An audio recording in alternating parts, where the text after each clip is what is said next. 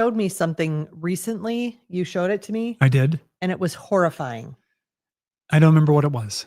It was a praying mantis. Oh. Oh my gosh. It was a big praying mantis. Here in Wisconsin, we've had the last 3-4 years have been extremely mild winters for us. And that means we're getting a lot of weird bugs that we never had before. Yeah. Yeah. But are they on the carnivore diet? Yes, I guess they would be. I guess if I ate bugs, I would be thrilled to see those huge praying mantises. The mantis, as a kid, it would have bothered me a lot more. If it landed on me, I wouldn't love it. Mm-hmm. But what disconcerted me was when I saw them flying. That was a little weird. Now, we might have had them all along. Yeah. I mean, there's probably someone out there going, duh, you've had them in Wisconsin all along, but not in these numbers. And these are huge. And Wisconsin's known for smaller bugs. Yeah, I'd never once seen them. No, but we also have stink bugs now. Yeah, the stink bugs are out of control. Although years. I saw this is a carnivore channel. We will get to it. We're waiting for people to file in.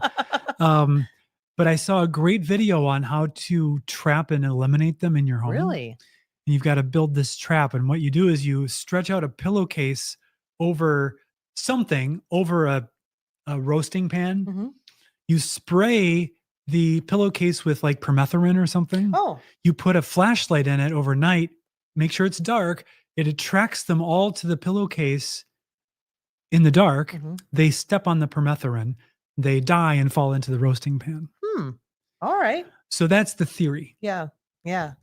Well, ticks have been really bad too. The permethrin made me think of that because we actually have that on hand for the ticks that have not been dying in the winter. So I don't know. I don't know whether to wish for a bad winter or not this year. Never. I would rather have the bugs, honestly. And there's people watching this who are like from Florida and other places. And they're like, you don't even know about bugs. No, we don't. But that's one of the benefits of one of the benefits of living here. Yeah.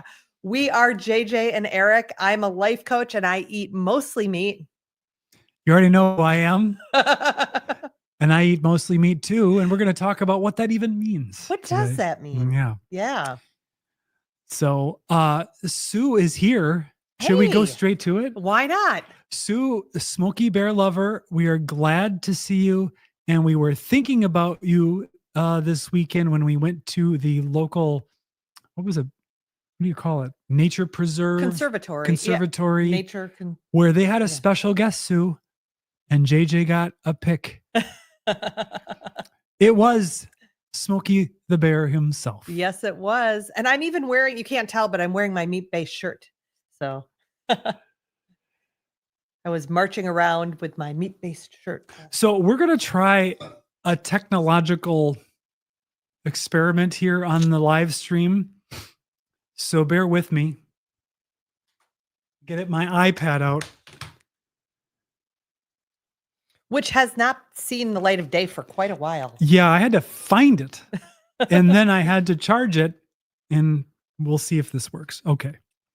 So as I was thinking about why we say we eat mostly meat, and the channel's called JJ and Eric Carnivore, I said, why don't I just brainstorm this out on a live stream with my ridiculously poor handwriting and see what lulls we can have with it. Now, I've already made an error in that I did not bring my reading glasses down here. So I'm going to have to put my progressive lenses on it. And they're terrible for close-up. So when we think about eating mostly meat, the first thing we think of is meat. Not using the eraser tool, is meat. Hey, let us know if you can hear us, if that visual is coming through. Oh yeah, it does. It looks like it's working. And the other thing that I would add to this is eggs.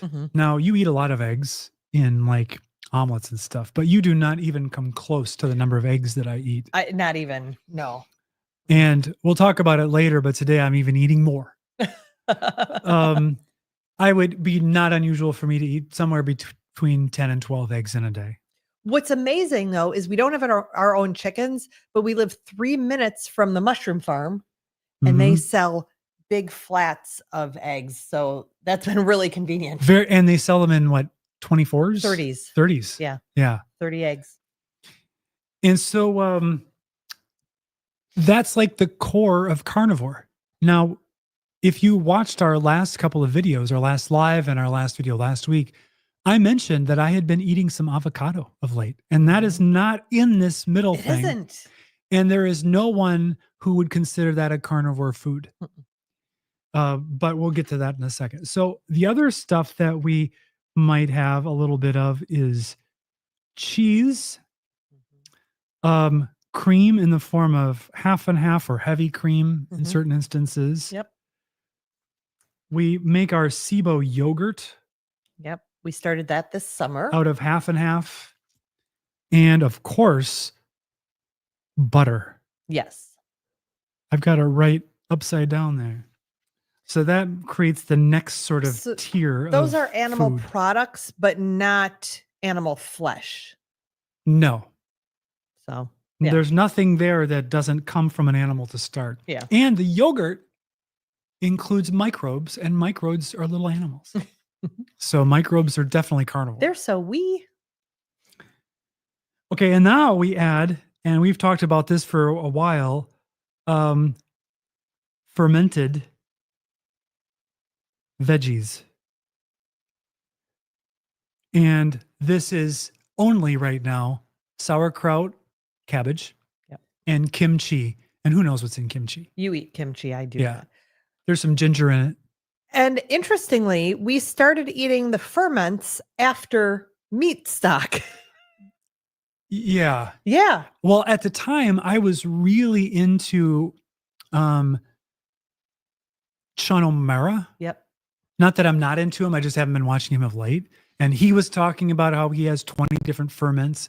And we eat this as a condiment, not as a dish unto itself. And Dr. Davis and the SIBO yogurt, which is a ferment. And then we saw we saw Ben Azadi, not a doctor, and he was talking about it at Meat Stock and that sort of. And there was others who were mentioning were. the ferments, because there was somebody who actually was talking about the microbiome. I don't remember her name. Yep. And that got our minds going on the ferment side. So all of this so far is sort of within the throwing distance of carnivore, because the ferments are adding the microbes. We don't really care about what it's on, but the hope is the fermenting process gets rid of the carbs and the anti-nutrients to a certain extent. Yeah.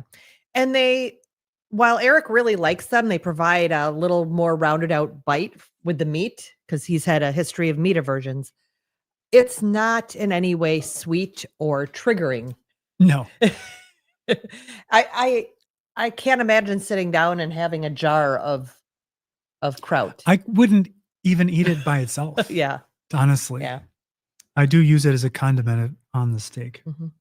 I've tried it with eggs. I don't like it. So I don't eat them when I'm eating just eggs and bacon or something. So that's our day to day. Yeah. But then we have another ring. And let me start over here with nuts and seeds. And then we just have straight veggies out here. Fruit. And I think we could probably put honey out here, although some people might have included it in the previous ring. Yeah. I think it's just too high sugar. Yeah, I don't like it there. And this is a little controversial, but I'm going to say 0 carb sweetened products. So like stevia. Allulose. Allulose. Allulose is not 0 carb. Not 0 carb. But people say don't count the carbs. What about leafy greens? Are you categorizing that with that's veggies? A veggie, yeah. Okay. It's as ill-advised as any other veggie. But less bad than the next ring. Let me draw my circle. Whoa. So I'm seeing, other than the 0 carb sweeteners, some fall in there like monk fruit or stevia. I don't know anything about monk fruit other than its name. So, but my point being, which I always make at the end of the thing, right? That's what I do. Most of this is found still in nature, Okay. right? Yeah. Nuts and seeds, veggies, fruit, honey, all found in nature. The 0 carb sweetener, not so much. I mean, you could put maple syrup on here, but that's a little more processed than honey. But I'm not going to put it there. I would put it probably the next ring. In the next ring, I would put grains, legumes, which means beans. And down here, I'm just going to put sugar. And that's another ring of bad going out from the heart of the principle. And these are problematic just because they're hard on the digestion for many. Yeah. You have the whole gluten problem. The legumes, I mean, historically in my family, it's a source of great distress for those who were near my dad after he'd had his legumes. Those are also problematic, along with nuts and seeds, for brain health. They rank pretty high for being a problem by Georgia Eid. Oh, I just thought of something. Oh, what? In the fermented veggies zone, I might give a pass. I might bring into the circle of that area some berries. Oh, okay.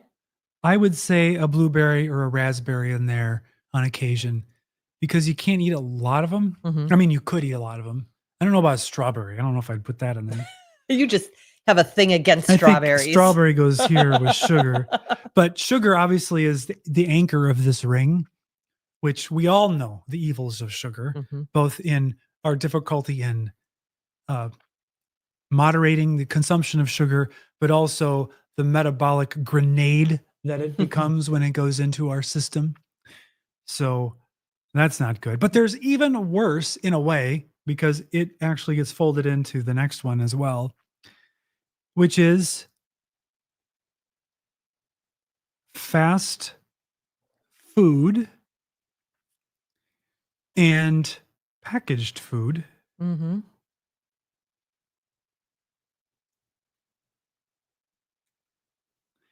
And then I'm going to, on the sides, put our high fructose corn syrup and our despised seed oils. This is the outer ring of terrible. I did it. You did it. I executed the plan. And what's so interesting to me when I look at this is how long, like how many years did I subsist on packaged food and fast food? Entirely. I mean, there was till we rarely till we got married, at least. Would I have eaten anything in the 1, 2, 3, 4 middle circles? No. So I think one of the points of this is, as you go in, everything gets better, not only by virtue of eating more of this stuff that's whole foods, but by getting rid of those ones that are on the outer ring, just totally abandoning those as a food. And I put food in quotes on purpose because it isn't. No. It does have energy in it, but it has so much else in it that the body does not want or know what to do with. Well, and I just said you stopped, you lessened the rate of consumption when we got married, but that's not exactly true either, because when I was in my 20s, I cooked with a lot of cream of mushroom soup and salad dressings and things that were from the middle of the grocery store. Yep, all filled with crap. Yeah, so even though I was home cooking, it was filled with crap. Yeah. And of course, you're thinking, well, if I'm going to have a salad, which we would have presumed in the past to have been like the epitome of a health food, Yeah. in this ring here, the benefits we would think is all of the, well, lettuce isn't that great, but Mm-mm. the phytonutrients, the minerals, the vitamins are supposedly really good for us. Yep. And the fiber Mhm. is good for our digestion. And of course, it was the opposite of all that. Yeah. And then you drizzle on a seed oil dressing Yep. out of a store-bought bottle. I don't know why I said it that way. And you've just completely destroyed something that's already not very good. And then I was thinking in our 30s and 40s, we started making our way a little out of that outer ring, but we were having Ezekiel bread. Oh, right. The Right? sprouted grain. The sprouted grain breads and whole wheat pastas and things like that. And then we moved into the green smoothies and the whey protein with all the fruit in it and those types of things that were, again, closer to the center, but did not do us any favors with digestion, with brain health, and certainly not with metabolic health either. There's another component to this, What? which is the nutrients that we want, the amino acids, the vitamins, the minerals. As you go from the outer ring in, it becomes more bioavailable Yes. through our digestion. Who knew? Every consecutive ring, it gets easier and easier for our body to use more and more of it. All right. So yeah, so mostly meat. We're mostly in those three And inner rings. most of it is meat and eggs. And most of it's that center ring, yeah. Very much so. What do you think? Let me know. Was the iPad drawing tedious or was it a success? I need to know. Because I won't do it again if you don't like it. Yeah. Yeah. It was an experiment. And it seemed to work. At least we don't know if you like it, but it worked. I'm not even gonna unplug it because somebody might say something on the chat. Some idea may come up and I might want to scribble. I might. How do you? I don't even remember how to use this app. What are you trying to do? Create a new document. Oh, I don't know how to use that app either. I'm gonna waste everybody's time. I might even draw the one thing that I consistently know how to draw. I need a. Oh, I know what this is because You've seen it so many times. Well, and I used to do the same. All right, we got to erase my test squiggles. Can I do it in public? Can it be proportionized correctly? Probably too? not. Oh, it's a good start. Oh. Yep, pretty good start. Nice. This may be one of your best ones that I've seen. Yeah? Yeah. A dog. So as we said, we mostly meet. It's a little bit from those second and third rings here and there. And we went through in detail what we eat pretty much every day. Get the box. Did I go too soon? No, Okay. get the box. She's talking about this video, which some of you may have seen this past Monday or Tuesday or Wednesday, where we broke out even more awesome visual aids like our paper steak and our paper eggs. That was fun. Yeah. Yeah. Where's my omelet? My omelet, let me tell you. It didn't look the best. My omelets look way better than this. and I do not put the little chives on top. But do your brats look better than this? They do, kind of. They do. Yes. So anyway, for those of you who watched it, thank you for watching that video. It actually did well. That's 2 weeks in a row. We've had and that's been a long time. So yeah. Thank you for watching and commenting. We had many nice comments. And some questions and comments from some people we've not seen before. So that was great. Yeah. Should we check in with the old chat? Let's do it. All right. Sue says, I think ticks have been light this year. I must not go out on the grass enough. No, you are correct. Because I remember everything since the beginning of time. This year was better than the last couple years because we did get a few colder days this past winter, where they froze out a little bit. which was good. We needed it, but mosquitoes were worse. Ebony says scorpions in Nevada. I'm not a fan. I can't like them. Although on Naked and Afraid, sometimes they eat them. Yes. But I don't think they eat the stinger. They fry them up, and they say they taste like popcorn. Yeah, I think you're right. I'll Yeah. take their word for it. It must almost be Naked and Afraid season. Yeah, probably. Elizabeth is here. Hello, Elizabeth. It's wonderful to see you.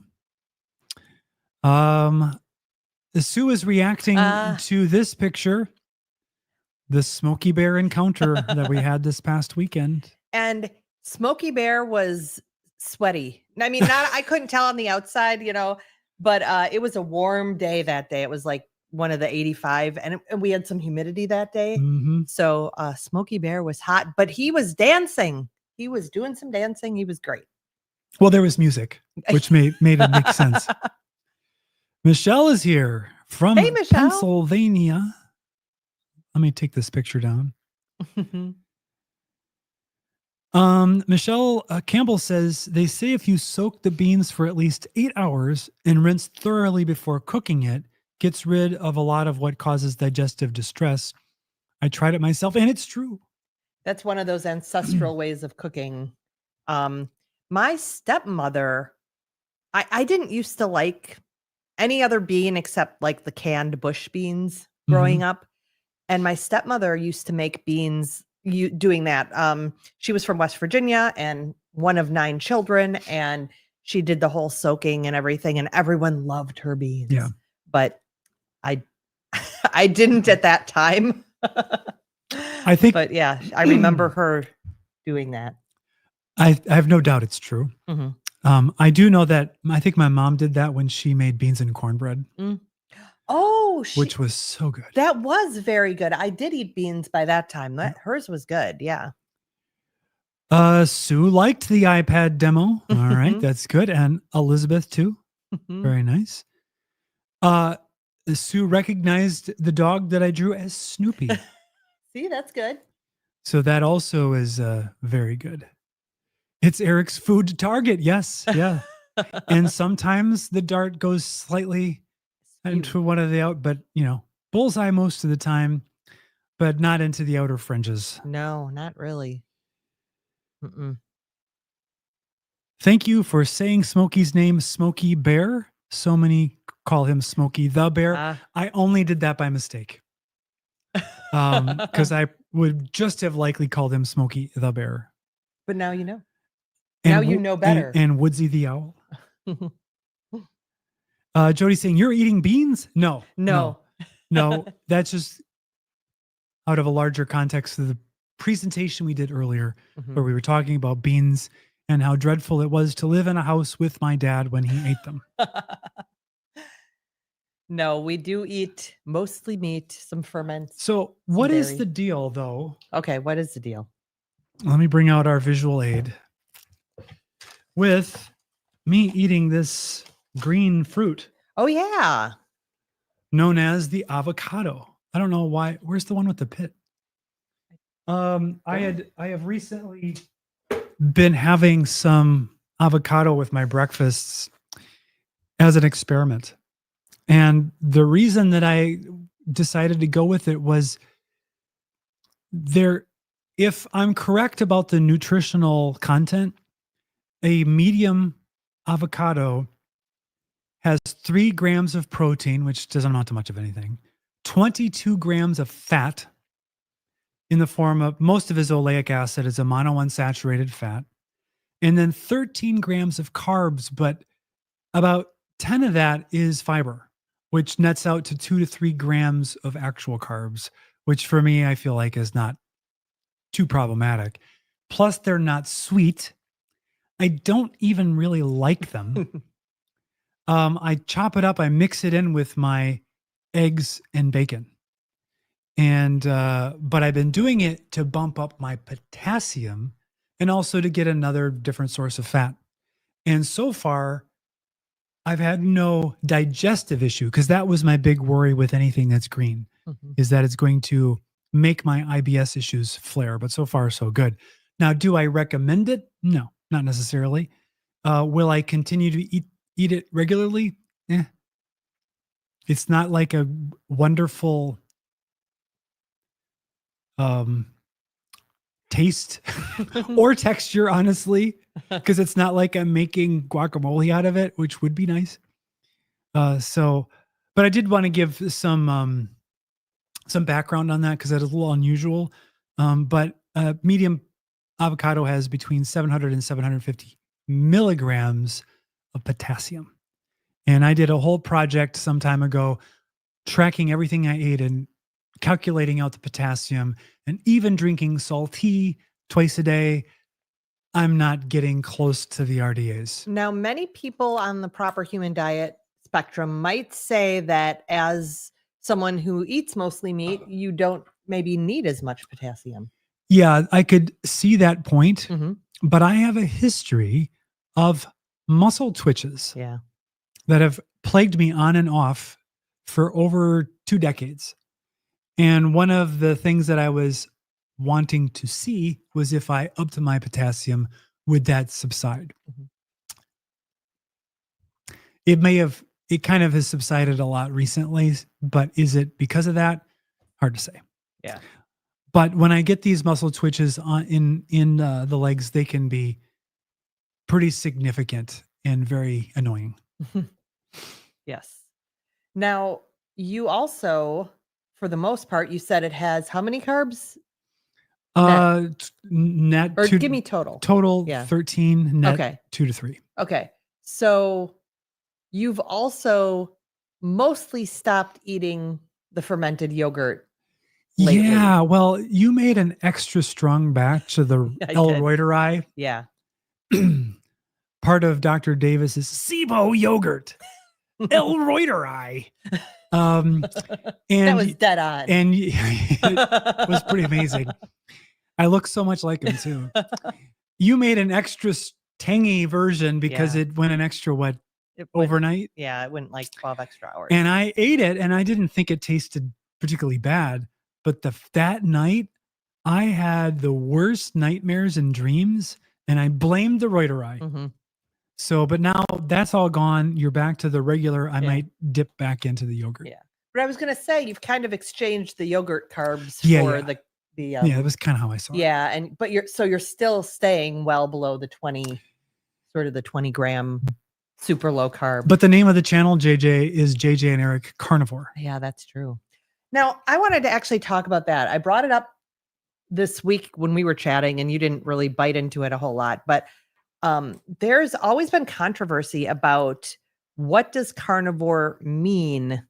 And there are some people who are a little more dogmatic who say, no, I really want carnivore to mean only meat and eggs, maybe some dairy, but no honey. They don't usually include that as an animal product, but they want it to be a very strict type of elimination diet, which I understand the value of that and having that distinction, that very clear distinction. Yet for me, I've always said on this channel, I eat mostly meat, but labeling myself as a carnivore is useful to me.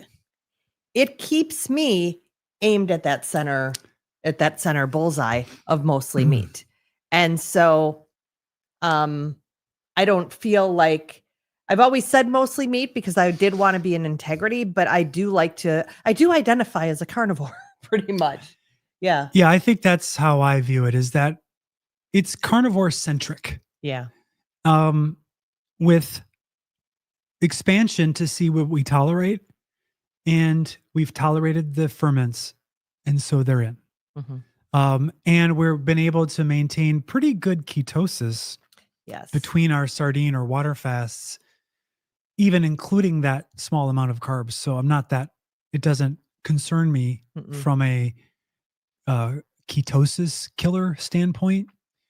So if I tolerate it and it doesn't hurt my ketosis, then it's in for me. That's my view. Yeah. Let's see. We've talked about this. We talked about this. This topic sort of leads me into some of the things I've been watching the last couple weeks. Because we have had a lot of shakeup in the carnivore community lately. And we talked about one of them last week. We talked a little bit about Dr. Wiedemann, and I'd watched her video. I know she's come out with another that I haven't watched, but this was the one, I think it said it was released 12 days ago, where she talks about how she's had weight gain and some issues. And so that she had added some plant food to her diet after being strictly carnivore for like 15, 16 years. I'm not sure exactly the amount, but a long time. She's one of the originals. So she talked a little bit about that, but really focused on the fact that it's about optimal health and that she didn't want to see people being too dogmatic either. It's about what really works for a person for optimal health. And I agree with that. I totally agree with that. Yet that was kind of shocking. I also last week, and maybe even the week before, we talked a little bit about Dr. Kiltz. And I said, well, when we were talking about our ketosis, I said, well, maybe he gets into ketosis automatically based on what he eats, right? Because he eats about a pound of steak a day, he said. Yeah. Once a day, and then he does this fasting and stuff. But it turns out we got good doctor number 2 saying this week that he's not beef only anymore.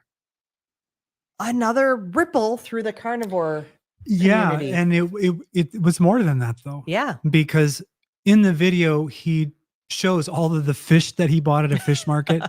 And so it's like carnivore eats fish. Womp womp womp. Super super exciting. But no. He actually talked about maybe adding some plant matter to his diet. But it didn't sound like it was going to be a big feature. No, it did not sound like it was a big feature. Yeah, so that was interesting. It was very interesting. But again, he has been actually tracking some of his health measures, which he sometimes says he doesn't do, but he has been. And they haven't been going in the direction that he likes, just like Dr. Wiedemann. So he is trying some new things, adding some supplements. And my goodness, I wish him the best of health. Like again, no judgment. And I think he's still a great voice and example for this community. Yeah, Yeah, absolutely. Incredible. So then we get these 2 shakeups with Dr. Wiedemann and Dr. Kiltz. And Dr. Kiltz has been eating carnivore for 10 or 15 years too. I know he said, I want to say 15. I mean, it's pretty much steak and his ice cream is kind of what he alternates through. Yeah. And so then I was shocked, I think it was yesterday, to see what comes up on my feed. It's not Saturday morning. So this is strange. And it's Kelly Hogan. And I'm like, what's she doing releasing a video now? That's titled Adding Back Carbs? Yes. Well, the answer is no. No, she did not add back. Sorry if that was a spoiler. She did not add back carbs, but again, is a really important voice because we've just heard in the last several months, Serena Music and Courtney Luna and Jenny Middich talking about their experimentation with carbs and that it went horribly wrong. Oh, the sugar. For all of them. The sugared fast. With the sugar fast, but even just adding back some certain carbs, and they had real issues. And so Kelly Hogan kind of wanted to come on and talk about that. And again, what I do love about this community is that in the midst of these changes that are occurring, there isn't a lot of judgment going on by these top influencers. And so Kelly was like, my husband eats carbs, my kids eat carbs. It's okay. Whatever is good for optimal health. But she says she herself couldn't do it. It's too triggering. And she's worried about the health stuff coming back. So it was just interesting then getting that other message, which I think, again, is equally as important because one of the things about the carnivore diet, a mostly meat-based, even ketovore diet, is the simplicity of it all. And so the unfortunate thing is that when people start adding in carbs and talking about that, us included, then the message gets muddied. And most people say early on in the journey, eat the meat. That is the ultimate elimination diet, and it is where you are going to see early in your journey the most measurable difference. And I truly believe it's not till later that you might be experimenting with some of those outer rings of Agreed. Yeah. yeah. I was doing a lot of thinking before this live about what we were going to talk about on the live, Mhm. and I filled up some pages with scribbles to get my thoughts organized. And it really always comes back to this idea of I putting in opposition carnivore versus vegan, what seem like two extremes, and how we can see people have improvements in either direction if they're starting from the SAD diet. Mhm. And it really points out that it's what you get rid of that does most of the good in the beginning stages. We tend to think that when you exchange all of the bad foods, the grains and the sugars for animal fats and proteins, you're also supplying the nutrients your body Yes. has been longing for in order to do the healing that it needs, because it's very absorbable, very readily available, and your body knows what to do with it. But it's obvious that getting some of those fake foods out of the diet also just gives the body a break to go, well, I don't really love this broccoli that this person ate, but there's something in it I can use that's not nearly as bad as the bun. Mhm. So I tend to think of carnivore as a protocol that some people are going to do for a lifetime. Many are going to do for an extended period before they experiment with what they can add back in. And most of the problem with the add back is either it's going to be digestive or it's going to be mental health energy. Mhm.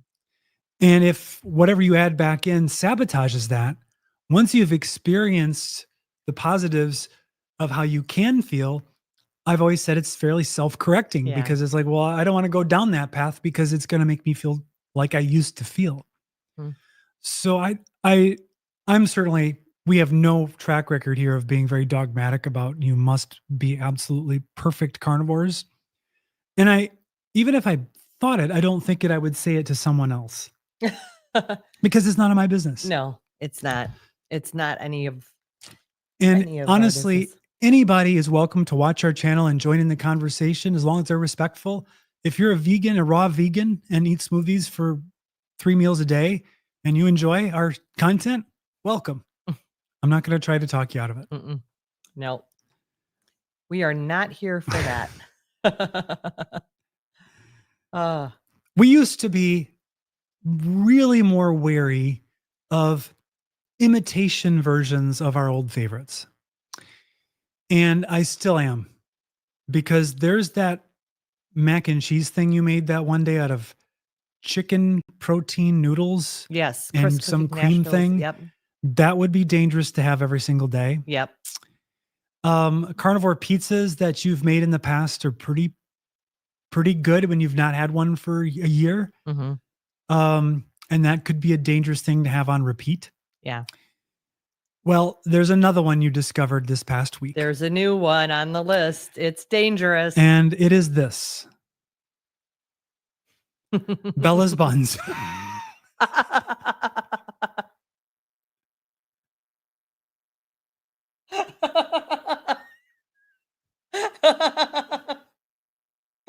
Oh, yes, yes, yes.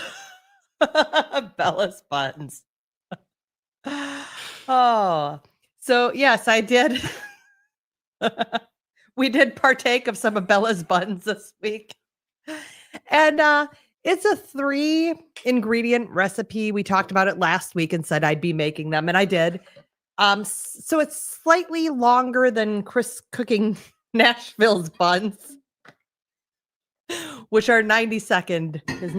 So these take a little bit longer, but it's really simple. And what did you think? They're dangerous. I think they're dangerous. Although yours do not look like these. No. Yours come out of the oven and immediately collapse Yeah. into, I don't know what you would call that thing. A flat bun? A bun with nothing in it? No, I don't know. It's more like a pita, but it doesn't taste like No. pita, but it's flat like pita. Does it taste like bread? No. If you've had an actual wheat bun recently, this will not do it for you. But if like us, you haven't, and then you have this, you're like, oh hey, that's giving me some of the tooth and texture of a bun Yep. shaped food.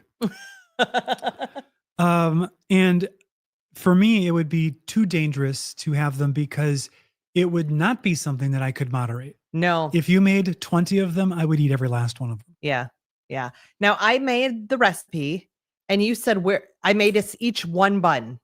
And you were like, where are the rest? Yeah, I was already like, where are the rest of them? Where are they? And you could see on the screen that it says 0 carbs.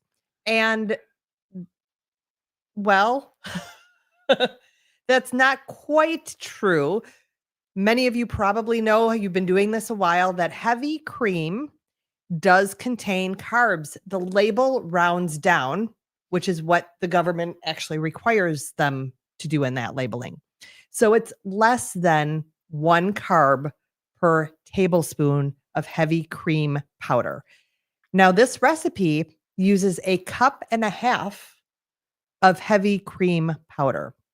So let's just assume some of you probably know the exact breakdown, but let's say there's 0.5 carb in a tablespoon of heavy cream powder.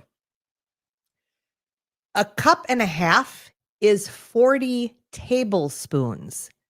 Okay. Then I did the math on the rest of the ingredients and we got 5 buns out of this batch. Okay.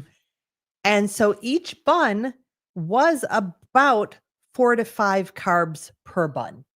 So it's not horrible. Like if you're going to have one, or when I made the next batch, we had 1.5. Mm-hmm. So it's not horrible, but the whole batch would have gotten up there. Yeah. Quite a bit. Now, do you know what the macro breakout on? I did not do the rest of the macros. No. I have a concern about it also from kind of this maybe isn't the best diagram for this. This is basically more processed the more outer rings you get. Mm-hmm. So we start to get into something that's a heavy cream powder. I start to get a little antsy about it because I don't know what magic is involved in doing that.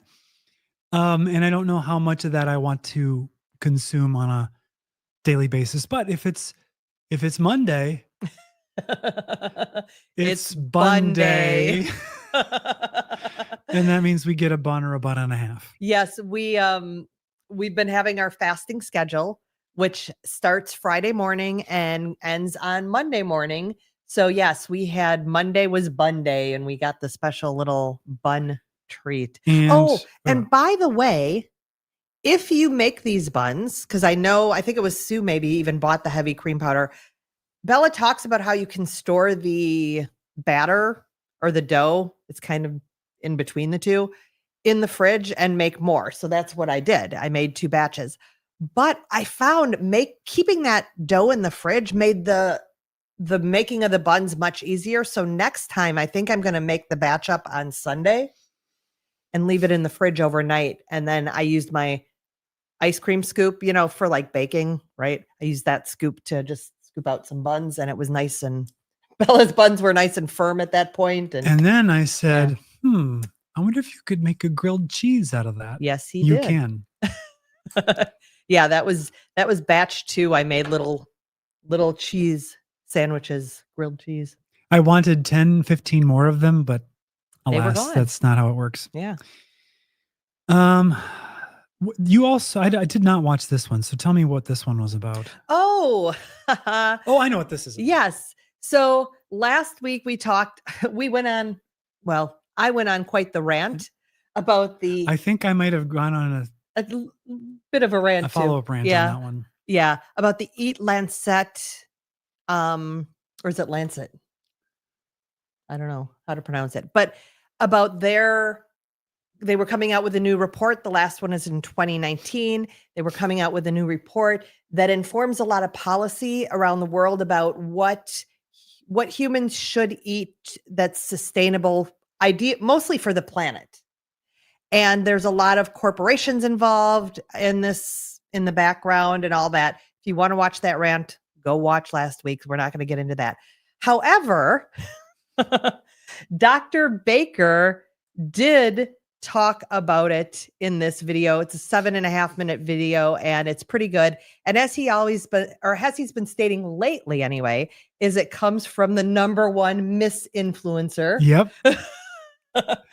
And so he talked about it. But what I found interesting in his was that last week we talked about the breakdown of the 2019 report and how it says eat like 1 egg every 5 days and like a couple ounces of meat, animal product per day, like hardly anything. And which doesn't fit with our mostly meat diet. But he mentions even further that the new report apparently is out and that it actually doesn't have vegetables or fruit as a big part of the diet as well. It recommends mostly grains. And on our circle, that was the second to the last circle on the outside. And of course, as Dr. Barry also calls it, he says that's peasant food. But again, there's just not much nutrition in a grain. And it causes so much digestive distress for people, especially if it's not prepared in an ancestrally appropriate way. And it's not good for brain health. So it's just a whole world of bad to base your whole diet on eating mostly grains, or it seems like it. I don't know who is thriving on that. I don't know. Gastroenterologists who have a ton of IBS patients. And psychiatrists. Psychiatrists, yeah. Yeah. So I had not heard that piece, so I thought that was interesting. So this concept of a misinfluencer is so hilarious to me. It's so cringe. But it is also my new goal. And you can help us become misinfluencers who matter. We are about 145 or so subscribers short of 4,000. Our last video did well, so we added a bunch more, so that was great. Yes. We really would love to hit that 4,000 mark, so if you're not subscribed, please do so. Check, make sure you are subscribed. I did have an instance recently where something I used to be subscribed to, I was no longer. I mean, I've heard other people talk about that, but I never noticed it myself. I was like, yeah, whatever. It happened to us with Safia Nygaard. Oh, yeah. I was like, how come she's not melting candles? Why isn't she traveling and eating in every restaurant in Tokyo in one night? And then I found out I'm not subscribed anymore. Yes. So if you haven't watched Safia Nygaard, you should. Yeah. But don't eat what she eats. Do not eat what she eats. Not carnivore. Very, very far from carnivore. So yeah, that's that item. Yes. We mentioned that we're now doing this fast from Friday until Monday morning. We've done the Dr. Boz sardine fast. You've switched now to going back to water fasting. I did 2 sardine fasts in a row.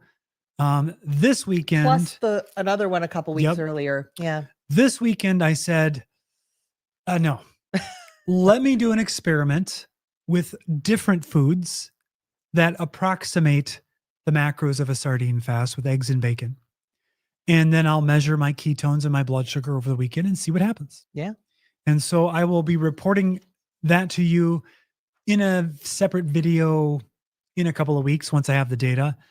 We won't have the data done for this coming week's video. But we already know what we're going to talk about with that. So that'll be coming up, and I'll probably update it a little bit next week live. Yeah. But You corresponded with Anita, ketogenic woman, asking about egg fasting and experience with that. Mm-hmm. So we got some tips from her about how to think about it. So Yes. Yeah. that was helpful. Yeah. Yeah. And yeah, it'll be interesting to see what your experiment proves out. There are some challenges. Well, some things are easier, some things are more challenging. And we'll, like Eric said, we'll get into that in that other video. Yeah, the moderation part might be, but today I've had 10 egg yolks and 6 pieces of bacon. Mhm. That's what I will have eaten. Well, what I have eaten, and I'm not going to eat again today. So Yeah. Yeah. I could do that for 3 days, I think, pretty easily. I'm continuing to do the water fasting. I think you just mentioned that. So yeah, I will be doing, I don't know what number water fast this is now. Have you Fourth? been telling your Boz group that you keep doing it? Yes, yes. So my Dr. Boz group is still meeting. Not the whole 200, but my group of 11 decided to continue meeting weekly. And so we meet once a week, and that's what weekly means. And and we are having about 8 people show up out of the 11 in the group. So that's pretty good. And we're all in communication with each other too. So that's pretty good. So it's really nice to see. My group was amazing. Like we were all in it totally during the Dr. Boz class, the 21-day metabolic kick. Everyone did what she said, and it was a great group. And it continues to be. People, there's been not perfection since the class, but people are still really committed. And it's very interesting to see everyone's ketones. And what I told them is I'm really interested to see how everyone navigates the holidays, because I mean, I'm not sure anyone's going to be perfect during the holidays in our group. No one has any expectation of that. So I'm just interested to hear what happens with other bodies. Yeah. What happens when they go further out in that ring? What do they do? And do they have an easy time getting back into the center ring or not? So it'll be good. I'm interested to see what happens this weekend because last weekend's sardine fast went fine. Mm-hmm. My ketones did go up. They did not go up as much as the previous time. No. And then I remembered I had been saunaing or saunaing the previous weekend, which is a metabolic stressor Mm-hmm. and may have boosted things a little bit, but I did not do it this past weekend because I wasn't really feeling up to the stress of it. No. So that could have been a factor. Let us see where we are in the chat. Michelle says, try lime and smoked paprika on avocados, I think. Oh. Yeah. I mean, that seems like that could taste good. I'm afraid it might taste too good. I would love that. That would be delicious to me. Well, we use lime and salt on them. Yeah. Yeah. I am salting less. When I make my eggs, I don't even salt them anymore. I don't know what's going on with that. Let's see. Jody says, don't judge, but I sprouted wheat, no glyphosate, dehydrated and ground, and my own sourdough starter. Okay. Yeah. No judgment. The starter will be ready Tuesday. I'm too scared. So I am too scared to have the sourdough because I have had such issues with wheat. And it seems to be the wheat and not the glyphosate, because that's a question sometimes with people who have issues. But yeah, I'd just be scared to try it. But man, it would be amazing. It would be amazing. That's something Kelly Hogan says too in that video, is that if she could, she doesn't blame anyone for adding things in because she would. But yeah, that sounds like it is amazing. No judgment. And yeah, keep us posted. I'm just kind of curious. I might have mentioned this on this channel before, but our Italian place that we love the family and have gone there for decades, they have pizza, or it's a flatbed bread type thing, pinza dough that they bring in the flour from Italy. and Italy. it's Italy. And so it's the same type of thing where it seems to be something that a lot of people can eat even with issues. And I had it once and I didn't seem to have an issue. And then I had it again and I did seem to have the issue. Now this was pre-carnivore when I tried it. But yeah, it was interesting. I didn't the one time, so I don't know what was up with that. So Jody's testing the Biblio diet. I don't know Oh. what that is. That's not a term I'm familiar with. Sue caved and ate maple ice cream from Trader Joe's made with cane sugar. Happy that my blood sugar was under 100 2 hours later Yes. when I tested. Don't know what it peaked at. And honestly, Sue, when I have a treat, and it's pretty rare, I have same type of deal where it is a clean ice cream that does have sugar in it. And my body buffers that pretty dang good. My blood sugar does not spike a whole lot and it comes right back down and I don't see issues at all. So yeah, but again, I got to be careful. Like I'm not going to introduce that into my diet regularly because it would cause metabolic issues down the road. It's not something I want to be toying with, but when I do have it, the body does pretty well. So Jody is eating 17 carbs or less. So that sits in the keto zone. Yeah, absolutely. And eat mostly meats. Sue eats mostly meat, but once in a while, has something else. Paying attention to what I add back does to my body. That's the way to do it. Yep. Also made Bella's buns. I like them, but they had a strong baking soda aftertaste. I didn't try again with less baking soda. I didn't notice the aftertaste. I didn't either, but I had you put butter a on lot of butter on it. That's the way to do it. A lot of butter is always the answer. Bella's yogurt cake. I don't know what that is. I do want to try that too. So good to know because that looked pretty. It was like the recipe that came before and it looked pretty amazing. Yeah. Cordelia made Bella's buns. Too. They flattened out like a Danish pastry. That's exactly the same thing. That's what they flattened out like. Yes. I was like, oh my gosh, you put a little like do a cheese Danish, you put a little cream cheese in the middle and it would probably be good. KJ Case, I found a sardine channel this week. Sardine Expedition. Interesting. She tries all the different sardines. Huh.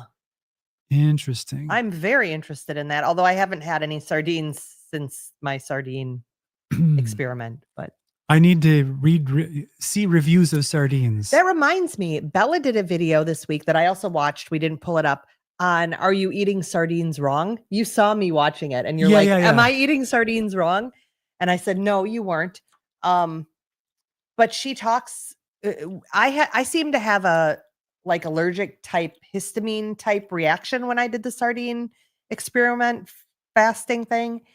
And, she does mention the olive oil and she says, you never know what it's cut it with, which is what everyone says.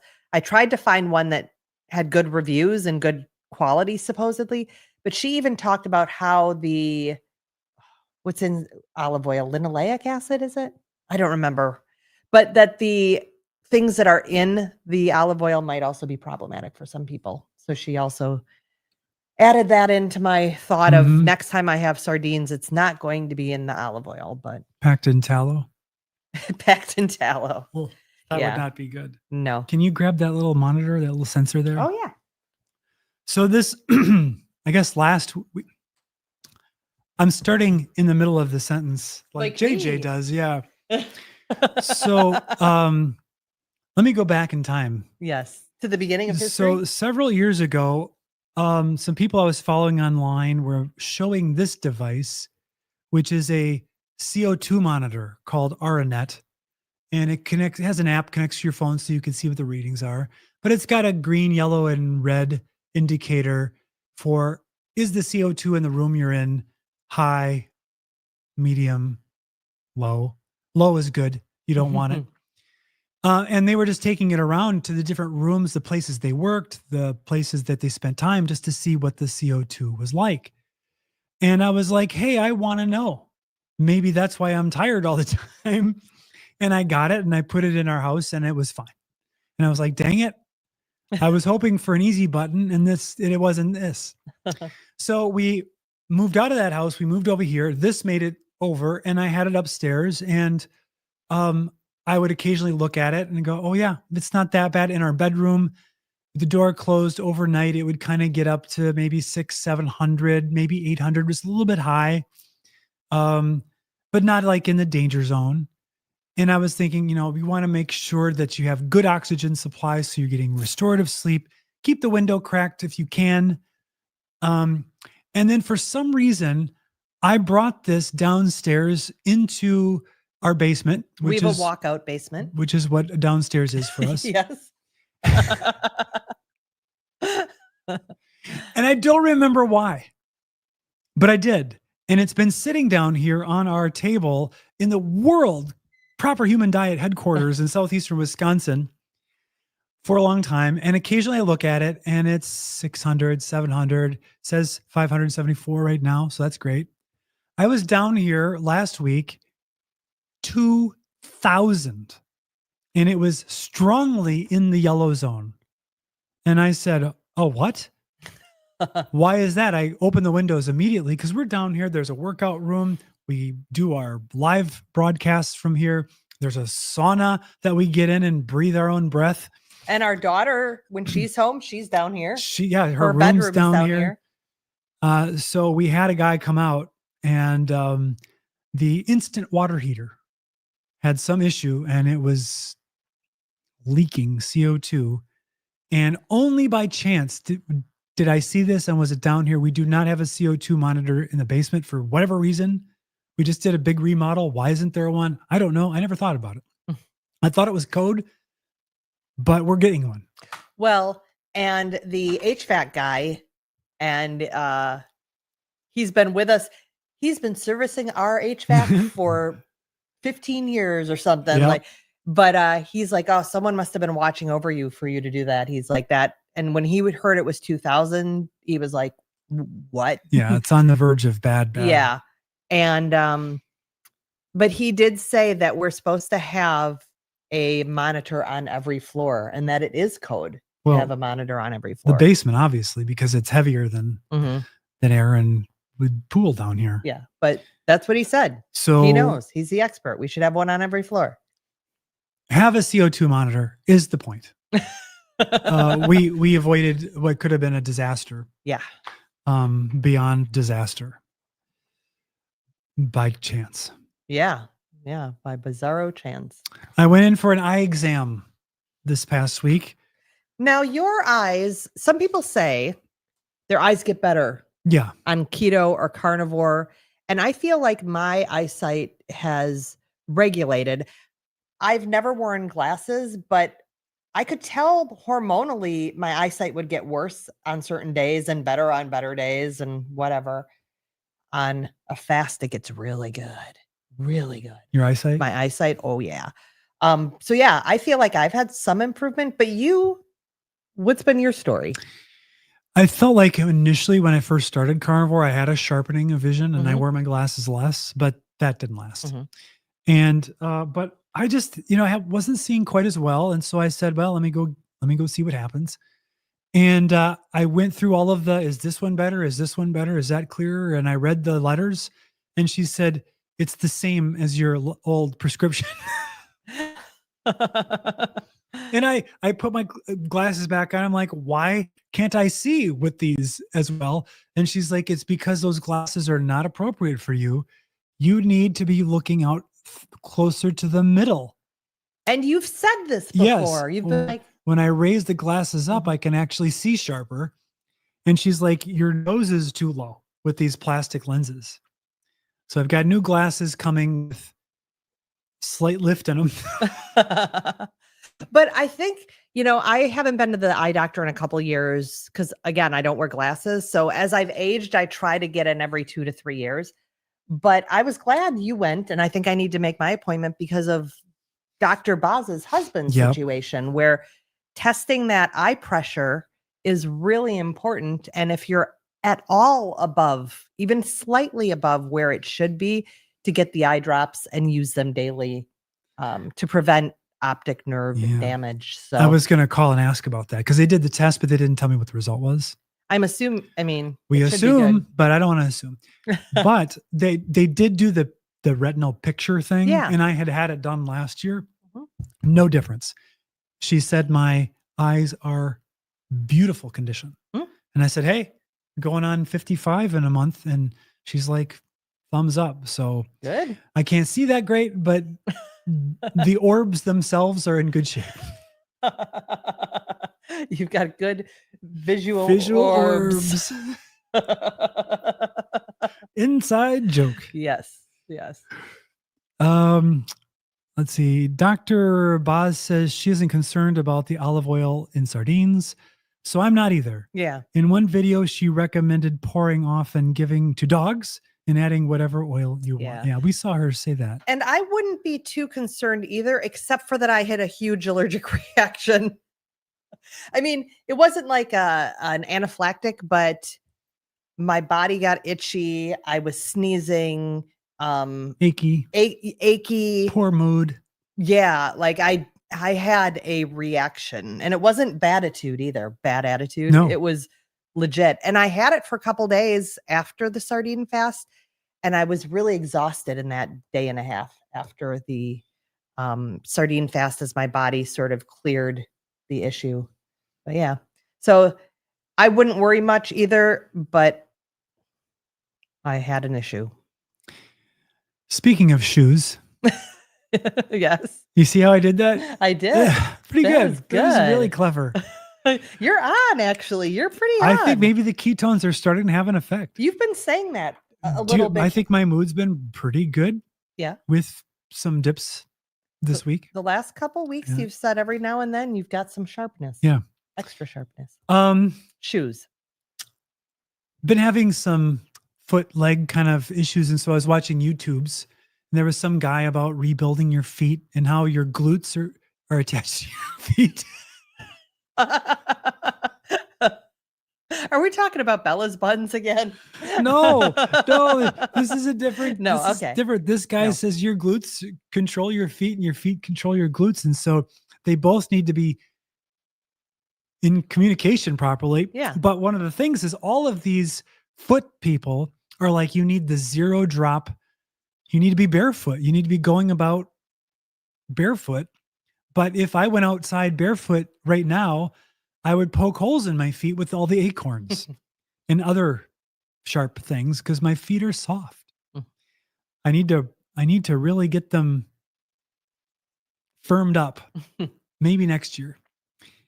So I got some cheaper on Amazon. They're called like shoe socks. Don't even know what brand they were. Maybe they were $20 or something.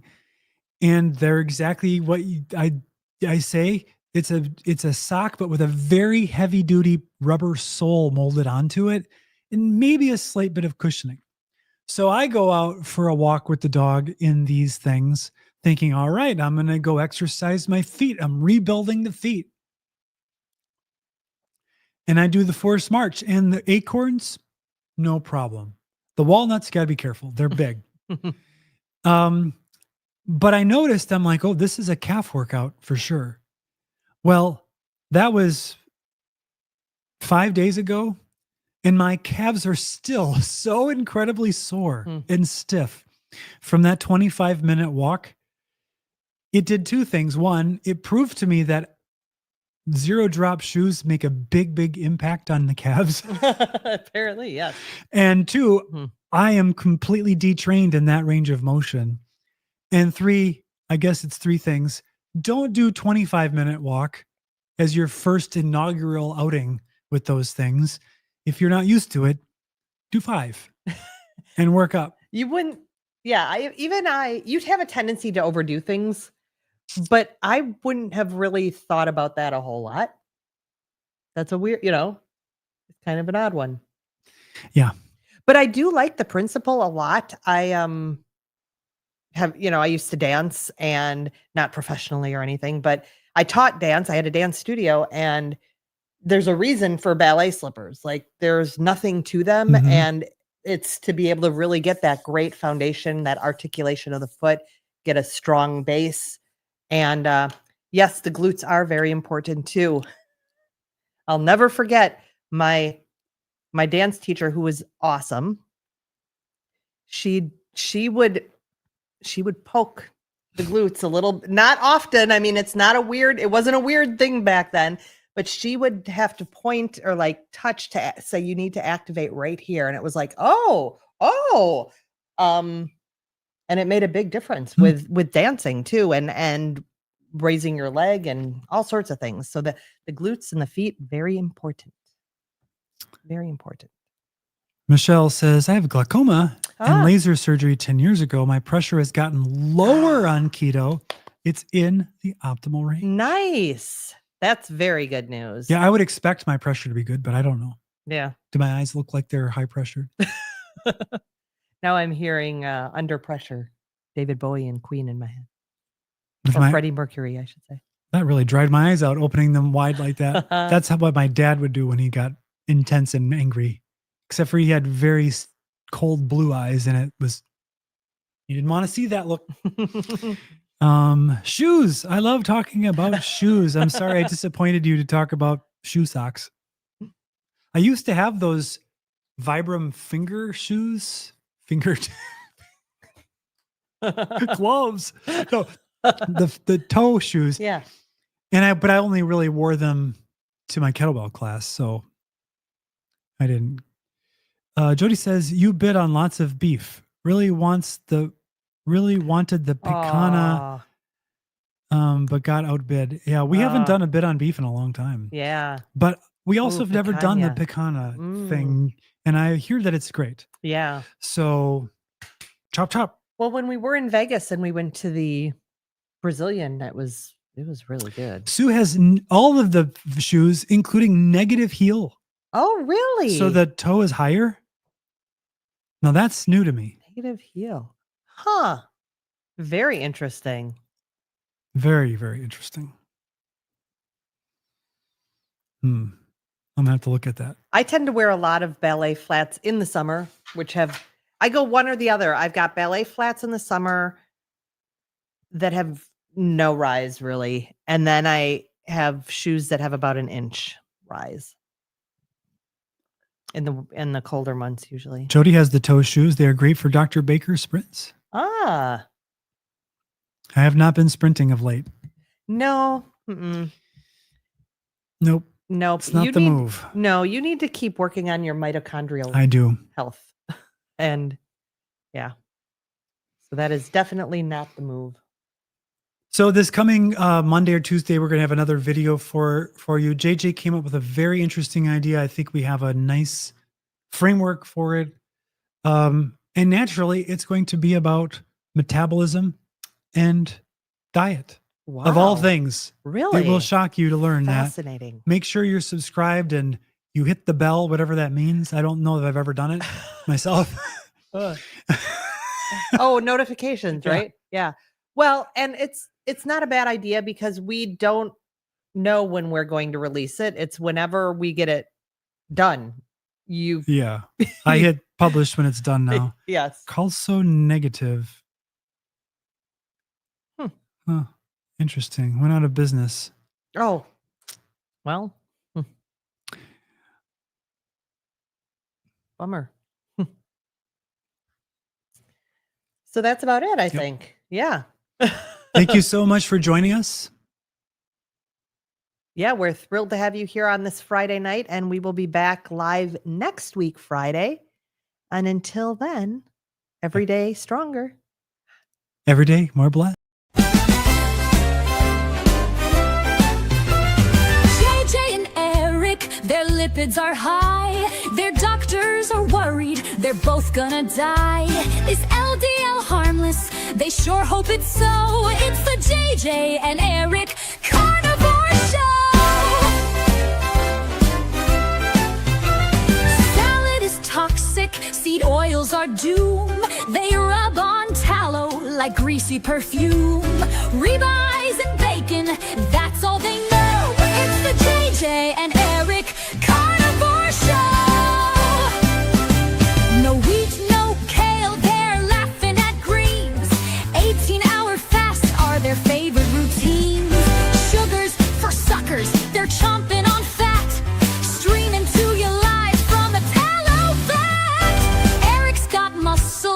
JJ's got Zen. They're coming to chat with their carnivore friends. So toss out the lettuce, embrace the beef glow. It's the JJ and